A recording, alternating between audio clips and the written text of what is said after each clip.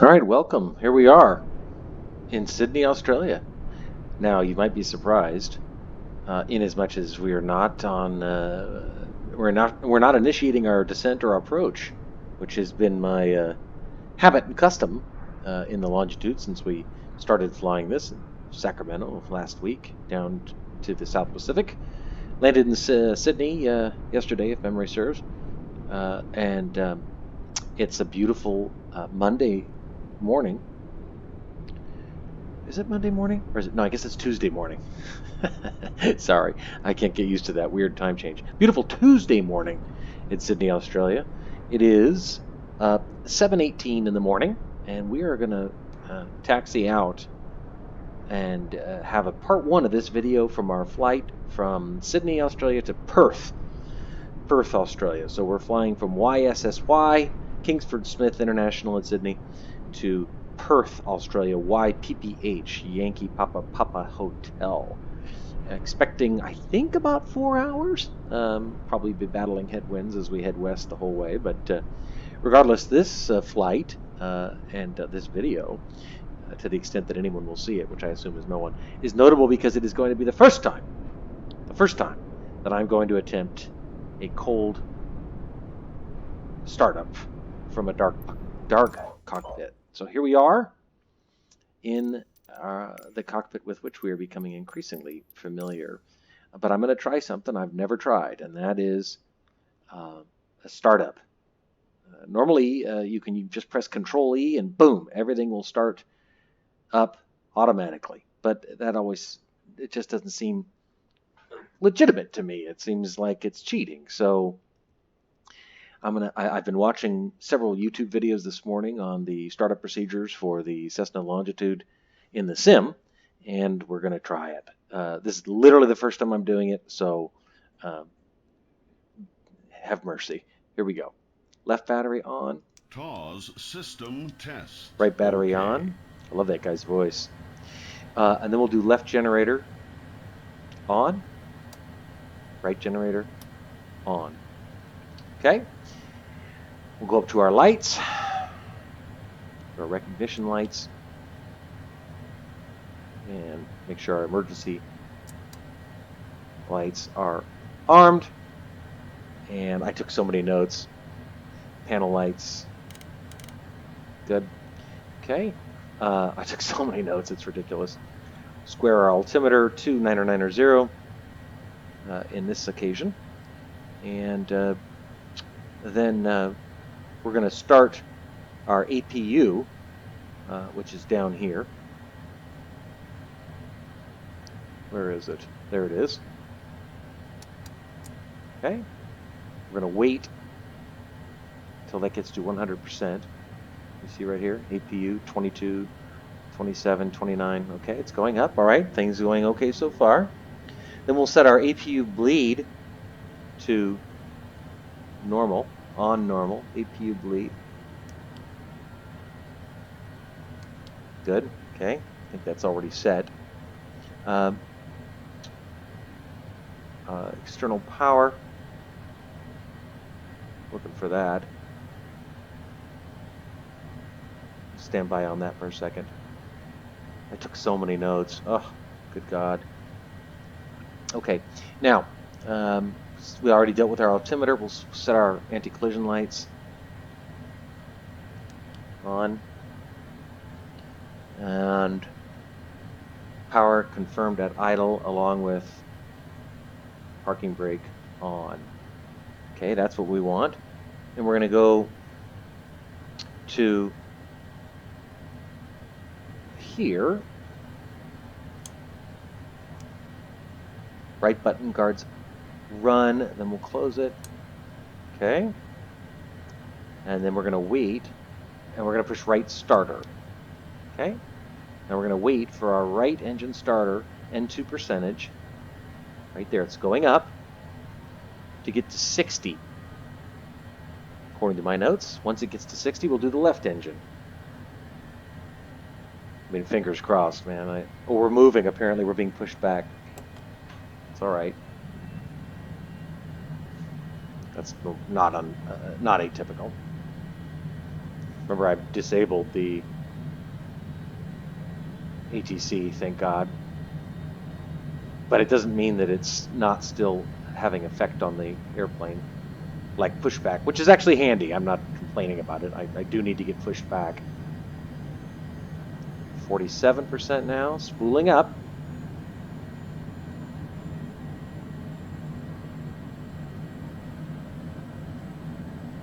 More complicated startup procedure for sure than the...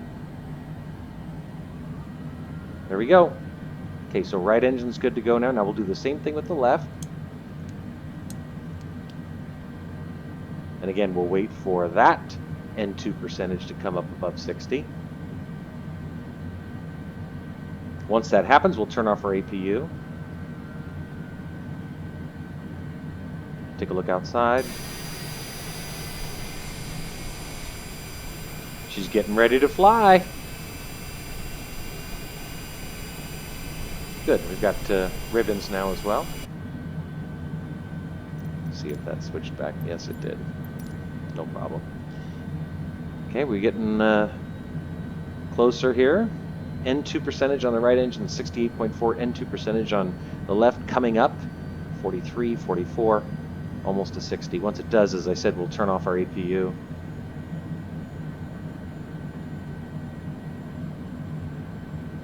Everything's looking okay so far, amazingly. Nobody's more surprised than I am. We'll re-engage our parking brake just in case. Okay, now both left and right, good. So we'll deactivate our APU. Don't need that anymore. That's the auxiliary power unit. Okay, set our flight director on. Okay. Altitude select. We're going to be at 34,000 feet on this flight to Perth. I'd like to go higher, but until Flight Simulator, until Microsoft fixes the roll bug, which causes the airplane to roll left and right unreasonably above 34,000 feet, we're stuck at that as our highest altitude. Fortunately, and it really is fortunate, that's a completely plausible cruising altitude. It would have been a real problem if we couldn't have gone higher than, 18, 20,000 feet. That would have been a real pain in the ass. We'll set our vertical speed selector at 3,500 feet per minute. This thing just climbs like a rocket. We'll set our FMS source to FMS, or nav source rather to FMS. We'll set our speed. First, you see how this was a real problem. You see how this FMS man, when it's stuck at FMS, it's basically useless. Without a lot more input from me. So I switch it to manual, and we'll set our airspeed at 190 knots. Thus, when we activate the auto throttle right here, AT, it will control the speed. The autopilot will control the speed. Go ahead and set our PFD settings for our wind. Option 2. Bearing 1, GPS. Okay, looking good. Parking brake is released. We'll do 1 notch of flaps. And we will turn on our taxi lights. And once we are ready for takeoff, we will visit those lights again. Whoa, look at that guy. Oh, that's awesome. Oh my God, that was beautiful. Wow. Okay, we'll zoom in over here on our MFD just so we have a better view of the airport. There we are. There's that weird outline of my airplane. I've seen that before. You see that? Isn't that strange? In any event, okay, so we're going to taxi out to our right. And I believe we are good to go. That startup actually went pretty smoothly. I mean, I'm stunned. We'll go ahead and put our timer to the ready. We won't start it yet, though. All right, let's head to Perth. Make sure that parking brake is disengaged. Yes, it is.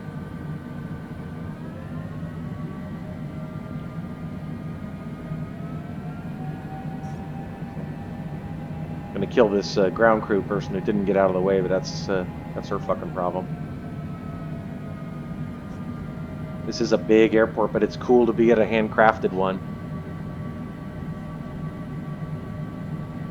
You know, I watch these videos, and you know, I'm so grateful to the guys that post these videos that can teach you how to do this step by step. I mean, it's no simple thing. Well, you know, actually, I was actually struck by how comparatively straightforward it was to fly, or rather start up a Longitude. At least in the sim, I realize this could be sort of abbreviated compared to how it is in real life, but also I'm not having to screw around with any flight plan issues because I've already pre-programmed that all in the setup page. Departing to the south today. Winds are out of the south. And when we land in Perth, at least at this time, the winds are out of the south as well. If memory serves, we're landing on runway 21 in Perth. Doing 20 knots now on the ground, which is just fine as a taxi speed. Such a big airport. It'll be cool when I finally can import all liveries instead of seeing sort of generic airlines like this. Airline livery colors. We'll actually see, you know, Qantas and Air New Zealand and United and American and so forth. Lots of airplanes in the sky I can see. 1, 2, 3. Tuesday morning in Australia, in Sydney. Monday afternoon here, 12:29 Pacific Standard Time here in Los Angeles. I am off work this week. So I'm going to fly to Perth, and then I'm going to fly from Perth to Singapore. And I'm not sure where I'll go next. This might be a sort of Pacific Rim tour. In which case we'd probably head north. I don't know if I don't think I want to circumnavigate the world. Look at the sock. See? So the wind's coming from that direction. I don't know what that means for our takeoff. Seems to suggest a well, no, I'm looking at the wind direction here. It's coming from that direction. That sock may not be correct. Because we're going to make basically a U-turn here and then be headed, according to this display anyway, right into the wind, which is what we should be doing. Okay, well, we're about to take off, and once we establish a stable climb, we will end this part 1 video of our flight to Perth and celebrate our successful first cold start on the Longitude. But don't start patting yourself on the back yet, sir. There's always things to check, confirm, reconfirm. There we go. Okay, so we'll stop right here. Oh, now, before let's see if we got clearance for takeoff. Clear for takeoff. 16 right, very good. Okay, so we'll deactivate our taxi lights, turn on our runway, or rather our landing lights.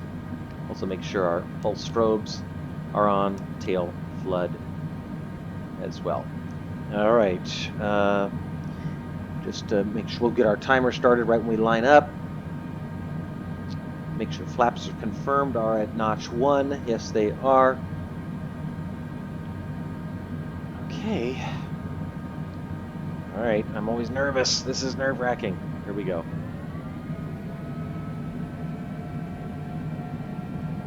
Zoom out on our MFD while I'm thinking about it. Make sure nobody's coming.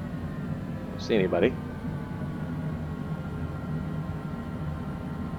There's an airplane right there. What the hell he's doing? Okay, you ready? Tuesday morning. 7:32 in the morning. We're getting ready to go.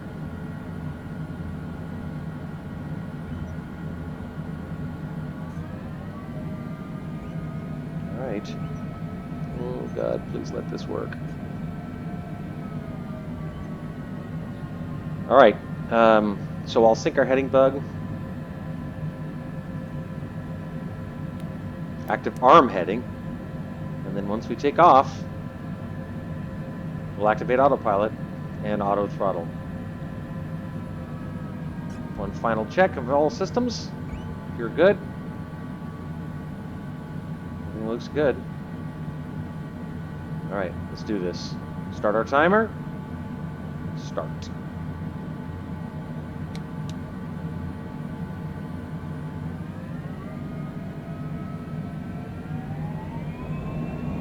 And we're rolling.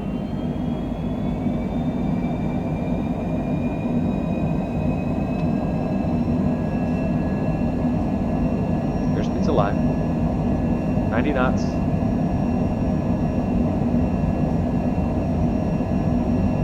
And rotate. I don't know where that stall warning came from. We're not anywhere close to stalling. Gear up. Positive rate.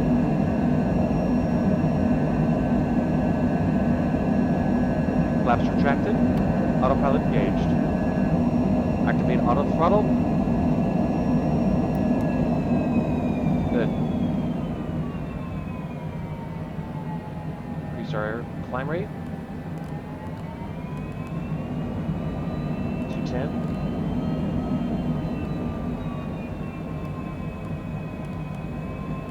Good.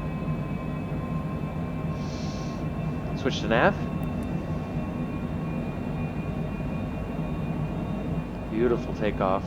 Well, all things considered, I guess. I'm not complaining. Tuesday morning. Spring morning.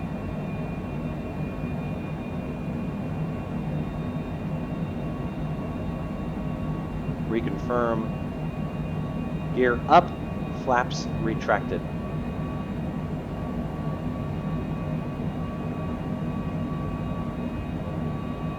Go ahead and deactivate our landing lights.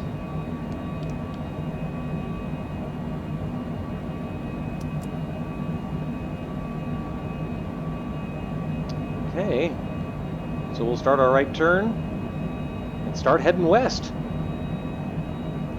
So that was it, folks. It was my first cold, dark startup in the Longitude, which I pride myself on. By that I only mean that I don't want to do control-y.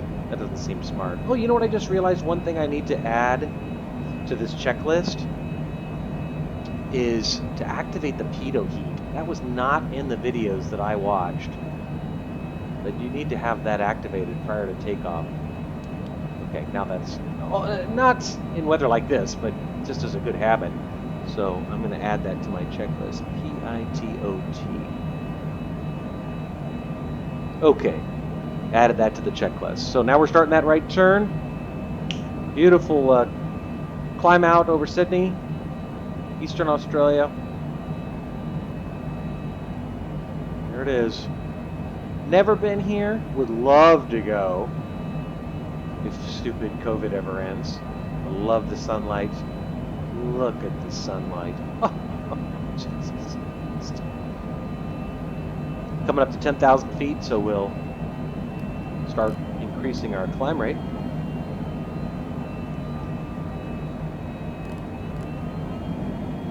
So twitchy, the mouse wheel. Good. Set it at 250 now that we're climbing above 10,000. Set standard barometer or altimeter 29902, since down here the transition altitude is 10,000 feet, not 18,000 feet like it is in the States. Okay. Okay, well, that's that. We're in a stable climb out from Sydney, Australia, headed west now to Perth.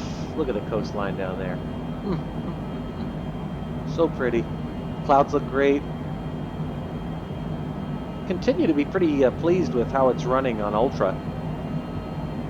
Not seen much in the way of stuttering, no anisotropic filtering problems. Let's go outside one final look as we climb out of Sydney, Australia, as our 4.5 hour west flight west to Perth begins. And there she is. Look at that beautiful girl. Look at that. Oh, sweet. Fantastic. There's our airport. We just took off from that runway right there. Like this. Beautiful, beautiful, beautiful, beautiful. Oh, boy, this is going to be a great flight. It's going to be a great flight. I can feel it. All right. That's it for now. This is end of part 1. We'll check in again when we get to part 2 as we begin our descent, approach, and landing at Perth. That's it. Have a good one.